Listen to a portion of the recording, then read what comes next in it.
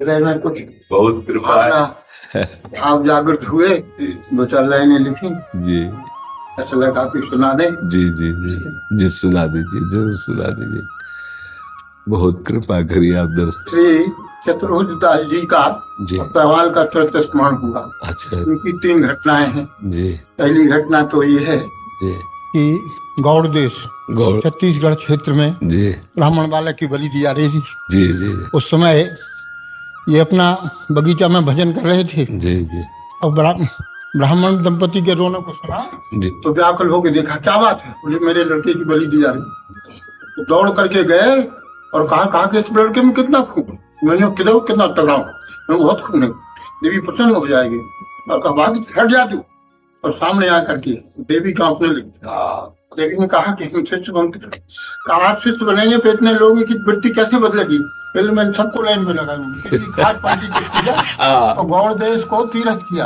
जी चतुर्भुज हरिवंश चरण बस चतुर्भुज गौड़ देश तीरथ किया। जी जी दूसरी घटना यह है जी कि इनके खेत का संतों ने बाली बूट खाए, स्नान आदि किया तो ठाकुर जी को हुक्म उठने लगे। तो उन लोगों ने कहा कि महाराज जी वो लोग जो है वो सब तमाम जो है वो लूट रहे हैं और हम लोगों ने रोका। तो कहा किसका है? कहा चतुर्दास जी का। आज तो अपने ही। ऐसा कह दिया। ऐसा कहते भाव में भर के रोने लग गए। ठाकुर जी आपने मेरी भावना पूरी कर दी और सब संतों को लाकर कहा कि आपने अपना लिया। तीसरी घटना पश्चात क्या सुनाने की बात है कि चोर चोरी करके आया। इनका अधिक से अधिक लोगों को वैष्णव बनाने का इनका संकल्प था। तो दीक्षा के समारोह में और कह रहे थे कि दीक्षा नया जन्म है। हाँ जी वो जी चोर भाग करके आया और उसको देखा पीछे सेठ दौड़ रहा है, सब लोग दौड़ रहे हैं और तो पकड़ा गया और के बीच में बैठ गया। और सेठ भी कह गया कि भैया कथा हो रही है, शांत कुछ नहीं किया, नजर दे जाओ। अब उसके वो भी सामने पहुंच गया। उसने सुना इतनी नरकी की यातना है और नया जन्म होता तो पुराना खाता खत्म।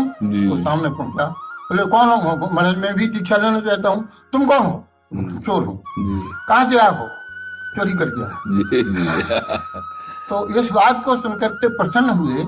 यही शिष्य होने का लक्षण है।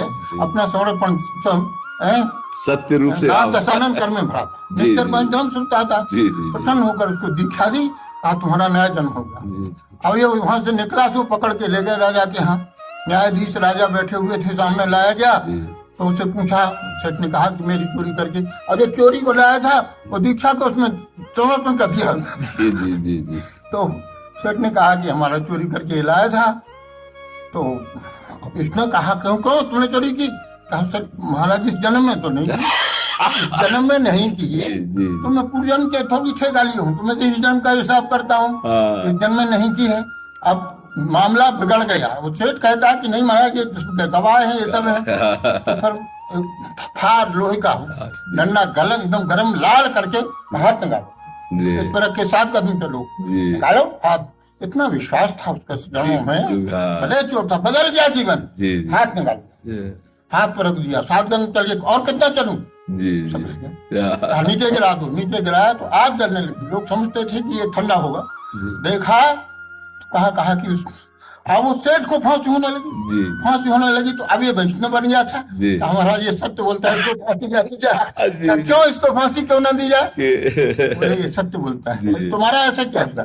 तब उन्होंने पूरी घटना बनाई तो राजा ने पूरी प्रजा को चतुर्भुजदास जी का शिष्य कर दिया। और एक गड़ा कुटरा के थे, आप तो सब जानते हैं। दीक्षा नहीं हो पाई थी और दीक्षा का मंत्र मिल गया तो समझा दोनों मित्र थे वो। और हमने 2 लाइन लिखी है, वही चरित्र हमको स्मरण आया तो हमने लिखी 2 लाइन। और